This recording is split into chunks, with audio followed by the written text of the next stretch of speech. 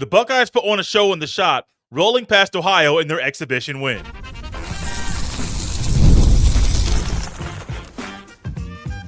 You are Locked On Buckeyes, your daily podcast on the Ohio State Buckeyes. Part of the Locked On Podcast Network, your team every day.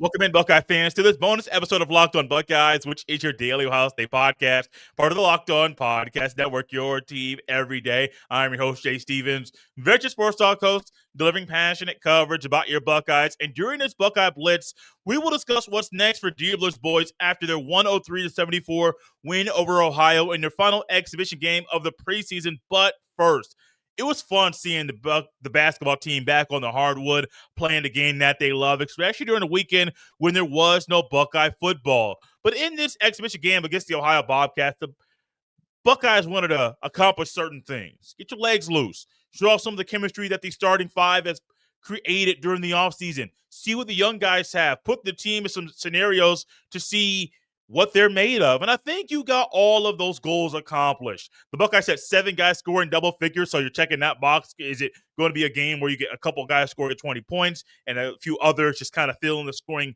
in every other way? You got the Buckeyes doing the things that Deibler wanted them to do. They showed off the energy that they have been working on in practice. They showed off the deep range that they've been working on in practice as well. But really, it was a balanced scoring that was probably the best thing for me to see in this game, where 7 guys scored in double figures, a couple backups in Bynum, and I'll work on number 7's name. Sorry, I'm not the best with the name as of right now. He scored 10 points, going 4 or 5 shooting from the field. Devin Royal had 13 points. Bruce Thornton had 11. Brandon Noel had 18. Christoph Tilly had 14. And John Mobley Jr. had 12. The starting 5 were the last 5 names I just mentioned: John Mobley Jr., Christoph Tilly, Brandon Noel, Bruce Thornton, and Devin Royal. Thornton is the guy coming in, the all Big Ten honoree from the preseason. He was 5 for 7 in this game from the field. Noel was 7 for 8. The best thing about this, though, to me, you did what you're supposed to do. Not only winning the game by a wide margin, but you gave Buckeye Nation a glimpse about what this season is going to be. A lot of guys getting involved, playing with high energy, even overcoming some adversity in this game where I thought, and maybe my expectations were a little too high, I doubt it though, where Ohio State in the first media timeout, they had a 12-4 lead. The next thing you know, the next media timeout, they were down 20-19. And so I would have liked, the only thing I would say I would have liked them to do a little bit differently is not lose that lead early when you have an 8-point lead, and then very quickly in the next 4.5 minute stretch, you lose that lead. That's the one area where I would say, no, don't do that. Don't let up, but it's basketball. There are going to be times where a mid-major beats a power conference team, and it happens. We know this not only in the tournament, but also in the regular season. So those things are going to happen. It's nothing to split hairs over, especially during an exhibition game. But you have to be excited and be lured into Buckeye basketball based off a lot of the things that you wanted to see, because you don't want to roll into the regular season and have Bruce Thornton and John Mobley Jr. and maybe even Christoph Tilly kind of leading the scoring. Devin Royal is going to be a big piece of the pie, don't get me wrong, but you don't want to have these guys just like, oh, I need 20 points from 2 of you, 15 from another, and hopefully we get a 4th score. You don't want that to happen. Yes, it's a practice. Yes, it doesn't count. But Jake Deibler has to be encouraged about a lot of the things that his team accomplished today. They held Ohio to 35.8% shooting from the field, to 27% shooting from downtown. Those are a couple of check marks that the Buckeyes are wanting to win. They won the rebound battle 40-31. They had more assists, plus 11 in that category, 26-15. The 14 turnovers you want to lower quite a bit, but it's nothing to go crazy about. Points off turnovers, the Buckeyes had 23.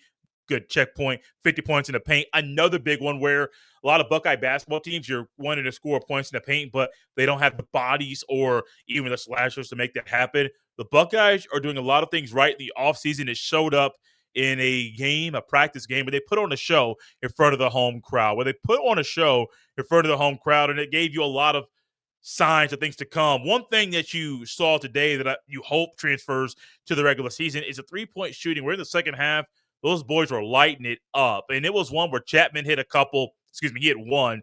I think Bynum hit a couple threes in the second half. You're trying to see, is this 3-point shooting something that's going to be a liability in the regular season, or is it going to be a positive for this team? You really don't have an answer about that yet. But shooting 40% from downtown in this game, cool. That's what you want to see. Shooting 60% from the field, that's huge. And that's going to be helped when you are scoring 50 points in the paint. It's going to help you have a higher shooting percentage. Speaking of being higher, you want the Buckeyes to have a high winning mark this year and go into the NCAA tournament and not only make the tournament, but also have a second round appearance in the tournament. Well, you can't get there without the start of the season and discussing what's next for Deibler's boys after their 103-74 win over Ohio in their final exhibition game of the preseason. This episode is brought to you by FanDuel. Guys, we're in the midst of another exciting NFL season, and FanDuel has an offer you don't want to miss. Right now, new customers can bet just $5 and get $300 in bonus bets if you win. That's right. Pick a bet, put down $5, and if it hits, you'll unlock $300 in bonus bets to use across the app. I love how FanDuel gives me so many ways to play. I've built parlays, try player props, and even follow the live lines during games. It makes watching football even more exciting when you've got a little something riding on the action. Whether you're a casual fan or love diving into the stats, FanDuel makes the game day experience so much better. So what are you waiting for? Visit FanDuel.com to download the FanDuel app today and get started. This episode is also brought to you by Quo. One of the tools that help make a huge difference for business owners is Quo, formerly Open Phone. It's the same great business phone system you've heard me talk about before, just with the new name. And here's why it matters. Every missed call is money left on the table. When every customer conversation counts, you need a phone system that keeps you connected 24/7. Quo is the number one business phone system that streamlines customer communications. It works right through your in-app on your phone or computer, so no more carrying two phones or relying on a landline. I love how Quo, formerly known as Open Phone, lets your team share one number and collaborate on calls and texts. Their built-in AI agent is a game changer. It can answer after-hours calls, capture leads, and keep business moving even when you're off the clock. See why over 90,000 businesses trust Quo, formerly Open Phone. Get started free and get 20% off your first 6 months at quo.com/lockedoncollege. That's QUO.com/lockedoncollege. You can even keep your existing number for free. Quo, no missed calls, no missed customers. This episode is also brought to you by Monarch. Let's be honest, most of us can't even name all our financial accounts, let alone what they're worth. Between 401ks, savings, and investments, it's easy to lose track, and that could mean leaving money on the table. That's why I started using Monarch, an all-in-one personal finance tool that brings your entire financial life together in one clean, easy-to-use interface on your laptop or your phone. It's helped me organize my accounts, track my spending, and get a better handle on my investments without having to touch a spreadsheet. I love that I can review everything with my partner, see our shared goals, and make better financial decisions together. Don't let financial opportunities slip through the cracks. Use code LOCKEDONCollege at monarch.com for 50% off your first year. That's monarch.com. Use code LOCKEDONCollege for half off your first year. Thank y'all for tapping in Locked On Buckeyes and making this show a part of your day. One thing I love about this basketball team is how they spread the ball out and got a lot of guys involved and even showcased their three-point shooting down the stretch. And I think all of those things are going to be luring Buckeye basketball fans back to the shot, because my hope, now I don't have a leg in the race and I'm not a member of the coaching staff, but I would love to see more Buckeye fans inside Value City Arena, repping this team, cheering this team on when the Buckeyes tip off their season on November the 3rd. It's a Monday against IU Indy. That's a 6:30 p.m. tip-off. If you're not able to go to the game, but you still want to watch the game, it's going to be on BTN Plus, just like this scrimmage was today. And I think this is a great opportunity, not just for you, but for the Buckeye basketball team to kind of slowly move into this game, move into the season. You have IU Indy on the November 3rd, the next few games, home against Purdue Fort Wayne on November the 7th, home against Appalachian State on November 11th. That's a Tuesday. You're home once again against Notre Dame. That's a Sunday. It's a game on a Sunday afternoon on November 16th.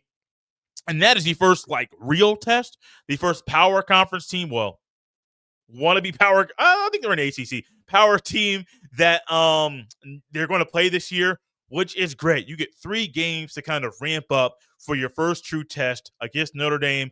But another thing I like about this non-conference slate for the Buckeyes this year is it's not just full of cupcakes or teams that the Buckeyes could just roll over.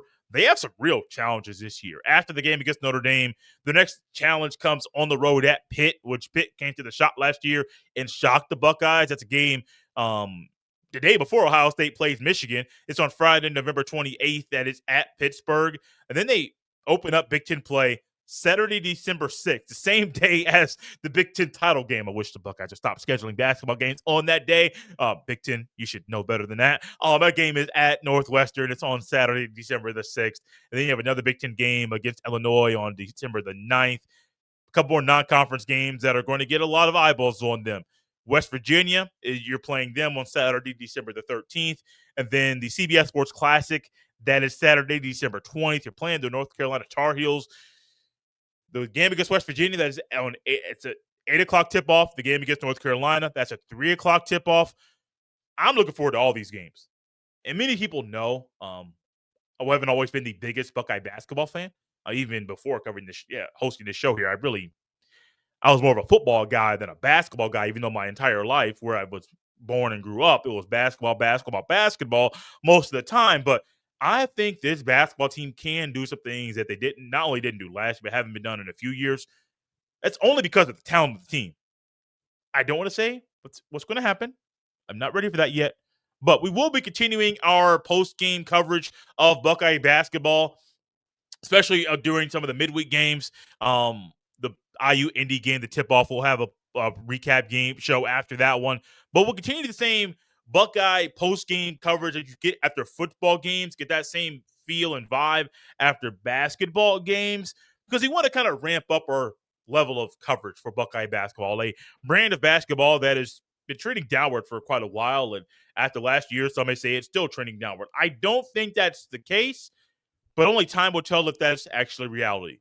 So look forward to more Buckeye basketball coverage throughout the season, where we're going to be reacting to games and even filtering in some bonus episodes to dive deeper into what we're actually watching and what this team can do in the postseason.